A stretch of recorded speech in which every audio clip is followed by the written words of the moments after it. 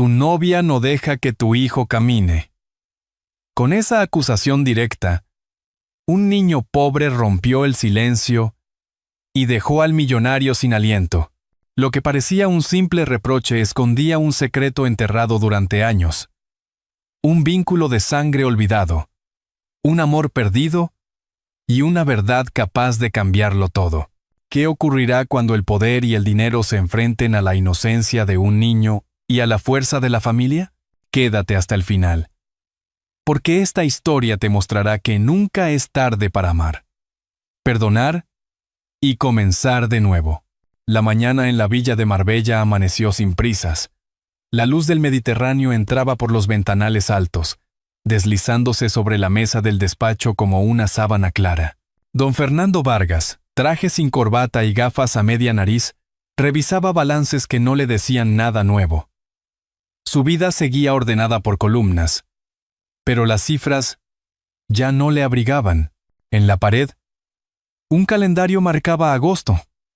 En una esquina, un pequeño cartel anunciaba la feria de Málaga con farolillos y sonrisas detenidas en papel.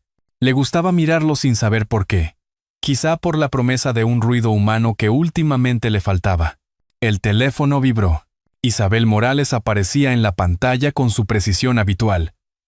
Contestó en altavoz para no soltar la pluma. Ella preguntó por la reunión de la tarde, por el atuendo, por el menú del restaurante. Añadió, en tono dulce que no pedía opinión, que sería mejor evitar los desayunos pesados de ahora en adelante. Fernando respondió con monosílabos amables. Al colgar, quedó un silencio con bordes. En otra casa, esos minutos se llenarían de risas y pasos. Allí, solo se oía la aspiradora a lo lejos y el mar. Cuando el viento cambiaba, Teresa García, el alma silenciosa de la limpieza, asomó para dejar un vaso de agua y una cesta con pan candeal. «Buenos días, don Fernando». Traía en la mirada un cansancio que no pedía compasión. Él agradeció con un gesto y una sonrisa pequeña. Habían establecido, sin declararlo, una liturgia de respeto. A veces le contaba una receta, otras callaba. Esta vez, mientras colocaba el vaso, mencionó que su hijo Diego empezaría el curso con libros prestados. Lo dijo como quien informa del tiempo. Fernando, sin pensarlo, prometió encargarse de los libros. Teresa parpadeó y prefirió no discutir. El despacho olía a madera antigua. Sobre el mueble bajo, un portarretratos guardaba la foto de otra vida. Fernando y una mujer de ojos claros frente al muelle 1. Un otoño lejano. La mujer Sofía sonreía sin pose. No era una herida abierta, pero sí una costura que a veces tiraba. En los últimos años, Isabel había ocupado la agenda, no el lugar. La diferencia se sentía cuando el día se hacía largo. El timbre de la puerta resonó con la puntualidad de un reloj suizo. Era el repartidor con un sobre de la delegación de Málaga. Invitación al acto benéfico del que Isabel se había hecho cargo. Asistir significaba una noche de trajes oscuros, brindis y discursos. En la tarjeta, la dirección de la iglesia de San Juan aparecía como lugar de partida de una visita cultural previa. A Fernando, sin saber por qué, le hizo cosquillas la memoria del barrio antiguo con su murmullo de pasos. Su luz vertical bajó al jardín. La bugambilla trepaba por la pérgola. Las macetas mostraban geranios robustos. La brisa traía sal y un rumor de carretera. Desde la cocina llegaban notas de una copla a bajo volumen. En la acera exterior, un niño moreno con gorra. ¿Diego? Pasó corriendo. Se detuvo un segundo para mirar la reja. Y siguió. ¿Diero? Y siguió. Había algo en esos ojos rápidos que le recordó a sí mismo de chico, en otra costa, en otra España. Volvió al despacho con una taza de café que él mismo se sirvió. El aroma le arregló la respiración. Abrió un correo de su equipo en Madrid. Cerró otro sin leer. La soledad de la casa, grande como un museo, le devolvió una pregunta que andaba sin nombre. ¿Para quién hacía todo aquello? Una respuesta torpe intentó salir. Para mantener lo que hay. Que poco pesa esa frase. Pensó. Isabel volvió a llamar al mediodía. Hablaron de invitaciones, de una posible entrevista con una revista local, de reservar mesa en un sitio que se viera. Ella se ofreció a pasar por la tarde para elegir con él una americana menos seria. Él aceptó, ya por inercia. Cuando colgó, el despacho pareció más estrecho. En la terraza, Teresa acababa de fregar y dejó secando un mantel al sol. El agua chorreó como un hilo de plata. Fernando la ayudó a extenderlo. Detalle mínimo que a Teresa le enrojeció las mejillas de vergüenza agradecida. No se preocupe, don Fernando. Él se encogió de hombros. Hoy me viene bien mover las manos. Ella sonrió. Dejó caer un «Dios se lo pague», que le salió viejo, y se retiró. Ese tipo de frases, pensó él, también sostienen el mundo. Antes de volver al papel, se detuvo frente al calendario de la feria. Recordó churros en la Plaza de la Constitución. El bullicio de los niños entre farolillos. Los abuelos pidiendo café solo y dejando unas monedas de propina sin formalidades. No sabía cuándo fue la última vez que se permitió perder el tiempo con esa naturalidad de la calle. La tarde se estiró. Revisó contratos. Llamó al abogado. Firmó un par de órdenes. El mar, al fondo, cambió de azul a plomo. Alguien cruzó el pasillo. Un paso leve. Contenido. Teresa asomó la cabeza apenas. «Le acerco algo más, don Fernando». Él negó. «Gracias, Teresa. Ya está bien por hoy». Ella dudó, como si quisiera añadir otra cosa, y se contuvo. El pasillo volvió a quedarse vacío. Entonces, justo cuando el reloj del despacho marcó las 6, la puerta se abrió con timidez. En el umbral apareció el niño de la gorra, sujetándola con ambas manos como si tuviera miedo de que se le escapara el valor. Respiró hondo. Clavó los ojos en el adulto. Y, con la seriedad de quien trae un recado importante, habló sin rodeos. «Señor Vargas», dijo una voz de niño al umbral. «Necesito hablar con usted. En las calles estrechas de Málaga». El verano se deslizaba con un calor espeso y fragante. El barrio de El Perchel bullía desde temprano. Las vecinas conversaban en los balcones. Los vendedores de pescado ofrecían boquerones fritos envueltos en papel, y las campanas de la iglesia marcaban las horas con un eco antiguo. Diego García corría descalzo por el empedrado, esquivando las sombras de los tenderetes. Tenía 10 años, el cabello negro revuelto y los ojos curiosos de quien quiere comprender el mundo más allá de su calle. Soñaba con caminar libremente, como los otros niños, sin que nadie le prohibiera hacerlo. Vivía con su abuela, doña Carmen, en un piso humilde donde siempre olía a guiso de lentejas y a jabón casero. La mujer, de manos ásperas y corazón blando, lo cuidaba con la devoción de quien ha perdido demasiado en la vida. Su hija Teresa trabajaba largas jornadas limpiando en casas de ricos, así que Carmen asumía las tardes y las noches. Esa mañana, mientras doblaba ropa en el balcón, escuchó los pasos apurados de su nieto.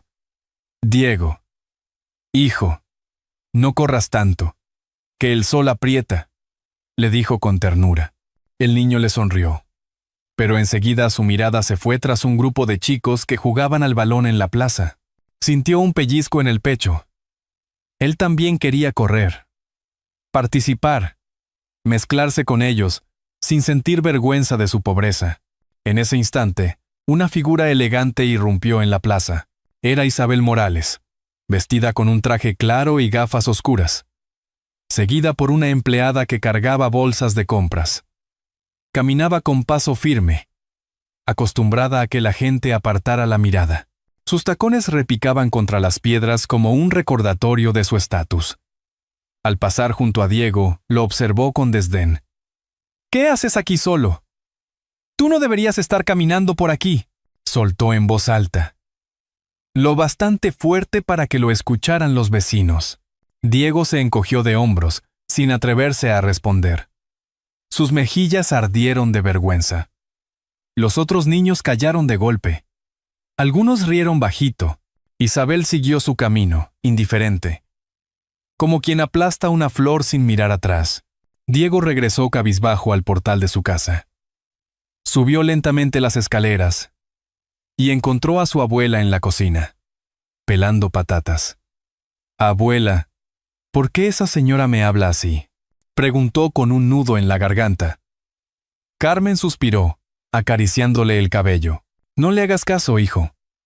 Hay gente que se cree mejor por tener dinero, pero no saben lo que vale un corazón limpio». Diego apretó los labios, intentando contener las lágrimas.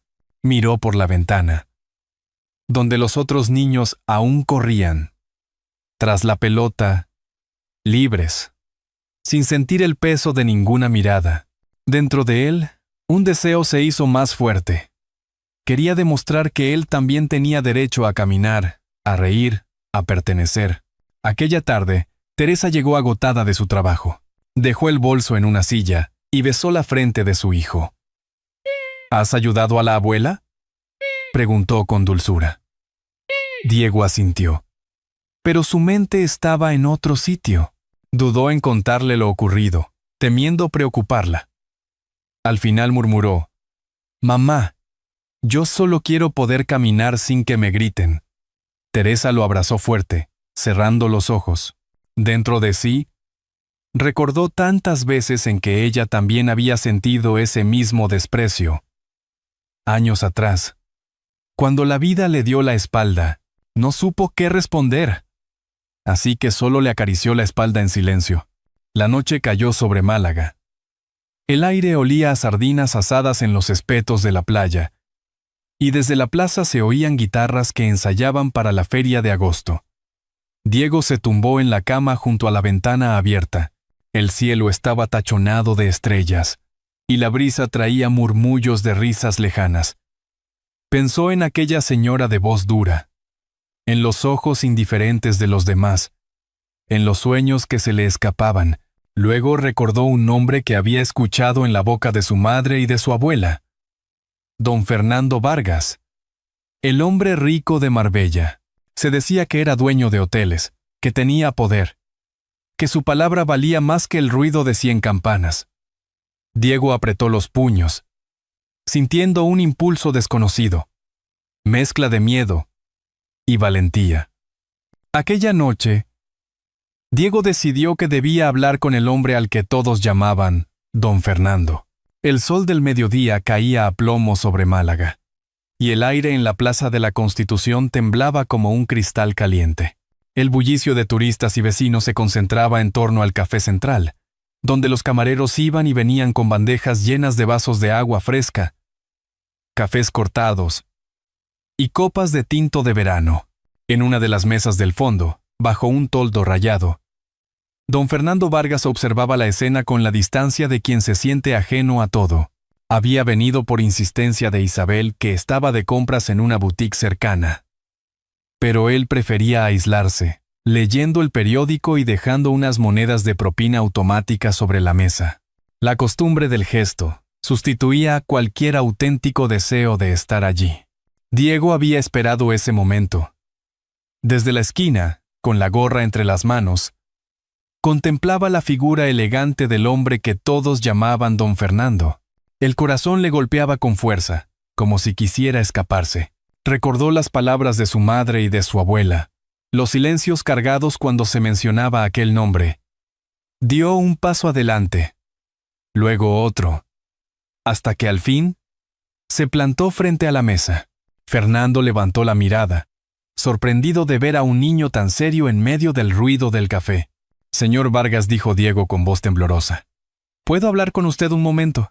Fernando arqueó una ceja, acostumbrado a peticiones de adultos, no de niños. Cerró el periódico y asintió. El camarero, curioso, dejó otro vaso de agua sobre la mesa y se retiró con una sonrisa cómplice.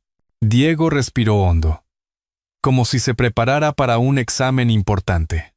«Mi madre me habló de un joven llamado Fernando, hace muchos años. Ella se llamaba María. El nombre cayó sobre la mesa como un golpe suave pero definitivo. Fernando sintió que algo dentro de él se agitaba. María. Hacía décadas que no escuchaba ese nombre en voz alta. Durante un instante, la plaza se desdibujó. Ya no oyó las guitarras, ni los cubiertos, ni las conversaciones. Solo aquel recuerdo envuelto en sal y luz. Una mujer de ojos claros riendo en la playa. Una promesa no cumplida. Un adiós sin explicaciones. Diego bajó la mirada, nervioso. Ella siempre decía que usted fue importante. Yo solo quería saber si la conoció. Fernando se recompuso, adoptando el tono distante que solía usar en sus negocios. María, sí, la conocí. Fue hace mucho. ¿Quién eres tú para hablarme de ella? Antes de que Diego respondiera, se acercó Antonio Herrera, dueño del café, un hombre de barba blanca y voz ronca. Llevaba años viendo pasar generaciones por aquellas mesas. Al ver a Fernando, su rostro se iluminó con sorpresa. Fernando Vargas, hacía siglos que no te veía por aquí. ¿Sigues en Marbella? Fernando lo saludó con un apretón de manos. Antonio, mirando de reojo a Diego, bajó la voz. Este muchacho me recuerda a alguien. Tiene la mirada de María, ¿no crees? El comentario desarmó por completo a Fernando. Se giró hacia Diego y notó, con un escalofrío, la semejanza en los ojos oscuros, en la forma de sostener la mirada. El niño le devolvía un reflejo de un pasado que había intentado enterrar bajo contratos y fiestas elegantes. Diego aprovechó el silencio. Yo solo quiero caminar como los demás, señor Vargas. Pero esa señora, Isabel, no me deja. Dice que no debo estar en la plaza. El nombre de Isabel en labios del niño tensó el ambiente. Fernando sintió un pinchazo de incomodidad. La mujer con la que compartía su vida se cruzaba de manera injusta con aquel pequeño. Antonio, viendo la incomodidad, se retiró discretamente hacia la barra. Fernando dejó unas monedas en el platillo, gesto automático. No sabía qué responder. El corazón le latía más rápido de lo habitual. Recogió el periódico, se levantó y miró brevemente a Diego. Había algo en esa voz, en esa mención a María, que le había abierto una grieta. Salió del café con paso firme, pero dentro de sí llevaba una confusión que no podía ignorar. El sol seguía brillando sobre la plaza, indiferente a su desconcierto. Fernando salió del café con el corazón agitado, sin saber que la verdad apenas comenzaba a revelarse. La ciudad de Málaga se transformaba cada agosto con la llegada de la feria. Los farolillos colgaban de calle en calle como un cielo paralelo de luces, y la música de las sevillanas competía con las risas que salían de cada caseta. El aire olía a vino dulce y a churros recién fritos, mientras los caballos engalanados desfilaban con paso elegante. Diego caminaba entre la multitud con los ojos brillantes. Para él, la feria era un mundo abierto, donde podía mezclarse con todos sin que nadie lo señalara. Apretaba en su bolsillo un sobregastado, su tesoro más valioso. Una fotografía vieja de su madre María, tomada muchos años atrás durante una feria parecida. Fernando, por su parte, había acudido al evento por compromiso. Isabel lo había convencido de aparecer en la inauguración de una caseta patrocinada por una marca de lujo. Ella vestía un traje de flamenca moderno, con volantes discretos y colores sobrios, más preocupada por la prensa y los saludos estratégicos que por la fiesta en sí. Caminaba tomada del brazo de Fernando, saludando con sonrisas calculadas, mientras él fingía interés. La música, las voces, los niños corriendo con globos, todo aquello lo mantenía distante, hasta que un instante inesperado rompió su coraza. Diego apareció entre la multitud. Reconoció a Fernando de inmediato, y con valentía se abrió paso hasta él. Su corazón palpitaba con fuerza, pero no retrocedió. Cuando estuvo frente al hombre, sacó la fotografía y la extendió con manos temblorosas. La encontré entre las cosas de mi madre, dijo con voz queda. Ella estaba feliz aquel día. Fernando tomó la foto con gesto distraído al principio, pero al enfocarla, el tiempo se detuvo. Allí estaba María, con un traje de lunares, una flor en el pelo, sonriendo bajo un arco de luces. A su lado, más joven y despreocupado, estaba él mismo. El recuerdo le golpeó como una ola fría. No era una coincidencia. Era su propia historia estampada en papel. Isabel, viendo la escena, frunció el ceño. ¿Quién es este niño?, preguntó en un susurro molesto. No deberías darle atención, Fernando. Está claro que solo busca aprovecharse. Diego la escuchó. Bajó la mirada, pero no se movió. Permaneció firme, con la inocencia y el orgullo mezclados en su gesto. Solo quería que lo tuviera, añadió. A lo mejor le trae recuerdos. Fernando no pudo hablar de inmediato. Notaba un nudo en la garganta, una mezcla de culpa y nostalgia. Se inclinó un poco hacia Diego, intentando suavizar el momento, pero las palabras no salían. Isabel tiró de su brazo con impaciencia. Vamos, Fernando. Tenemos que atender a los invitados, insistió, sonriendo a los fotógrafos que rondaban cerca. El hombre guardó la fotografía en el bolsillo interior de su chaqueta, como quien protege un secreto recién descubierto. Siguió caminando al lado de Isabel, pero su mente estaba en otro sitio. En el eco de la risa de María, en los ojos de Diego tan parecidos a los suyos, la feria entera se volvió un ruido lejano. Más tarde, sentado en una caseta con copa en mano, Fernando observaba el bullicio sin participar. Los niños bailaban al ritmo de guitarras. Las familias compartían tapas de jamón y quesos.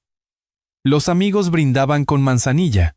Entre ese océano de alegría, él se sentía extraño, atrapado en un recuerdo que había regresado con fuerza inesperada.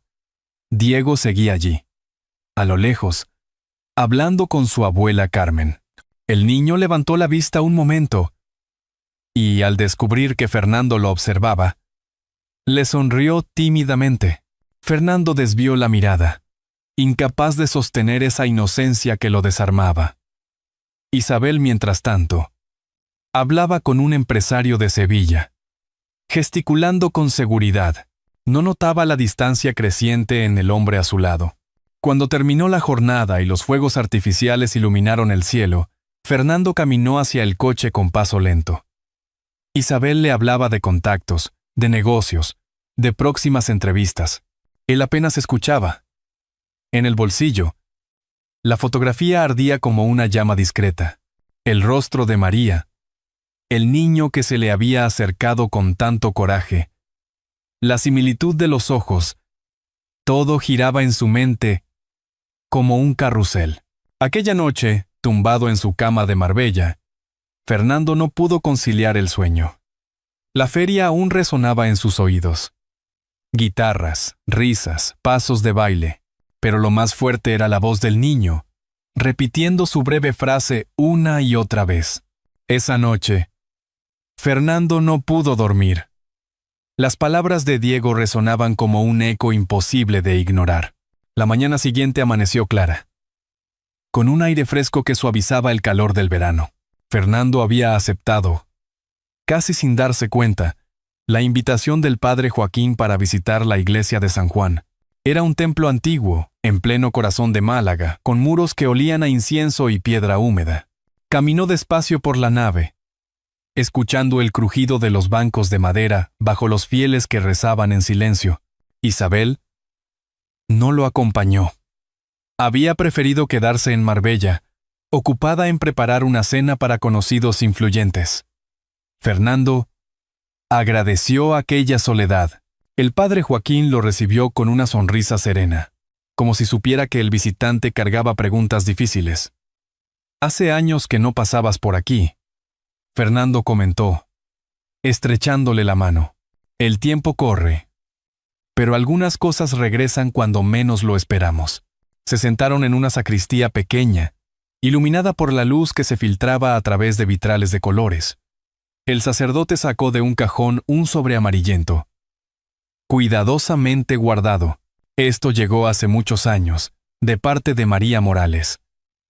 Me pidió que lo conservara, que algún día podría ser importante para ti o para alguien más. El nombre volvió a golpear a Fernando, como un campanazo inesperado. Tomó el sobre con manos temblorosas y lo abrió despacio. Dentro, había una carta escrita con la caligrafía firme de María. La tinta, algo desvaída, aún conservaba la fuerza de unas palabras nacidas del corazón.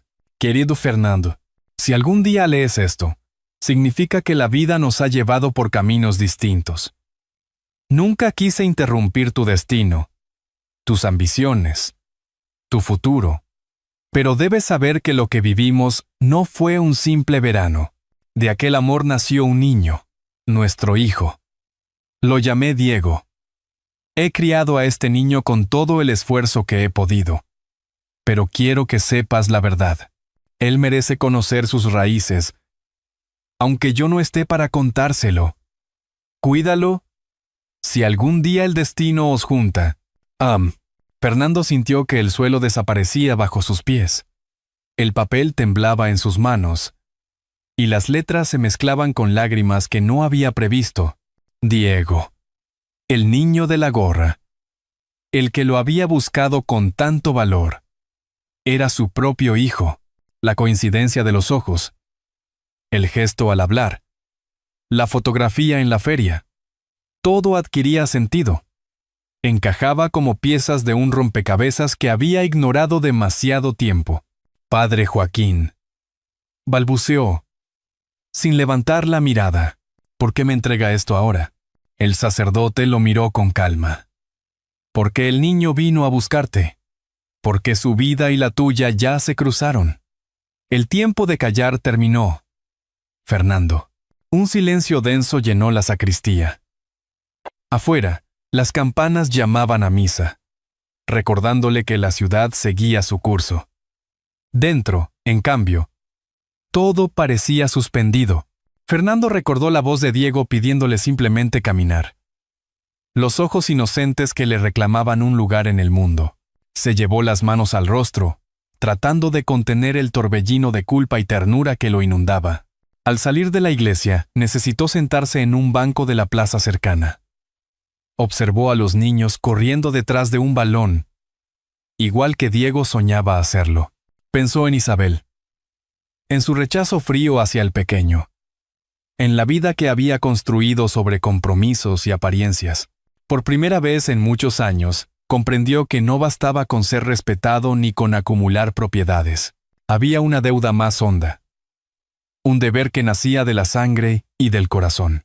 Guardó la carta en el bolsillo interior de su chaqueta, junto a la fotografía que aún llevaba consigo desde la feria. Dos pruebas de un pasado que ahora reclamaba su presente. El sol caía a plomo sobre la plaza, pero Fernando apenas lo sentía. Todo su ser estaba en otra parte, en el rostro de un niño que esperaba respuestas.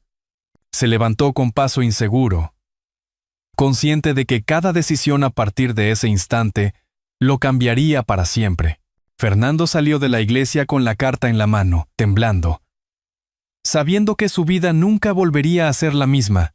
El sol caía sobre el puerto de Málaga, tiñendo de oro el muelle 1. Fernando caminaba con paso firme. La carta de María, aún en el bolsillo. Al llegar al paseo del parque, vio a Diego esperándolo con Teresa y la abuela Carmen. El niño se levantó enseguida. Nervioso, Fernando se inclinó. Tomó sus manos y dijo con voz quebrada: Diego, he leído la carta. Eres mi hijo, y quiero que lo sepas. Los ojos del niño brillaron. Entonces, ¿puedo caminar contigo sin miedo? Fernando lo abrazó con ternura. Sí, hijo. Desde hoy caminarás a mi lado. La escena se interrumpió cuando Isabel apareció de repente, con gesto severo. ¿Qué haces, Fernando? ¿Vas a arruinarlo todo por este niño? Él se irguió, aún sujetando a Diego. No. Isabel, este niño es mi vida, y lo reconoceré ante quien sea. Isabel palideció y se marchó entre la gente, sin volver la vista atrás. Teresa, emocionada, apenas pudo hablar. Nunca pensé que lo aceptarías tan pronto. Fernando la miró con sinceridad. He cometido errores, pero no quiero seguir huyendo. Quiero ser padre. Diego tiró de su mano con ilusión. Papá, ¿me compras un helado? Fernando rió entre lágrimas. Caminaron juntos hasta un puesto cercano, mientras Carmen y Teresa lo seguían despacio. El niño eligió su helado favorito, y el vendedor sonrió al verlos tan unidos. El mar brillaba bajo la luz del atardecer. Fernando comprendió que, al fin, había encontrado lo que siempre le faltó: un hogar. Por primera vez en mucho tiempo, Fernando sonrió de verdad, rodeado de una familia que recién comenzaba a nacer. Al final de la historia, cuando el sol se apagaba sobre el puerto y el murmullo de la feria quedaba atrás, no fueron los hoteles, ni los trajes lo que permaneció en la memoria de Fernando, sino la mano pequeña de Diego entre las suyas. Aquella imagen sencilla, un padre y un hijo caminando juntos, tenía más peso que cualquier firma en un contrato o aplauso en una cena de gala. Para quienes hemos vivido muchos años, sabemos que la verdadera riqueza se mide en instantes así, cuando el tiempo parece detenerse y nos recuerda que nunca es tarde para volver a empezar. Si esta historia te ha conmovido, marca el número 1 en los comentarios. Si piensas que necesita algo más, marca el número 0 y comparte tu sentir. La enseñanza es clara. El amor y la bondad, ofrecidos sin condiciones, pueden reparar lo que parecía perdido. Todos merecemos un lugar donde sentirnos queridos, sin importar los errores del pasado ni las heridas del camino. El dinero y la posición social se desvanecen, pero la ternura compartida perdura como una llama discreta. Como la lámpara que arde en silencio junto a una ventana en la madrugada, un gesto simple de cariño puede guiarnos por los tramos más oscuros de la vida y abrir la puerta a una nueva esperanza. Así que tómate un instante. Respira hondo y piensa en las personas que forman tu propio hogar, ese refugio que no siempre se construye con ladrillos, sino con miradas, abrazos y perdón. Y si esta historia ha tocado tu corazón, compártela con alguien que lo necesite. Porque el amor, cuando se comparte, nunca se agota.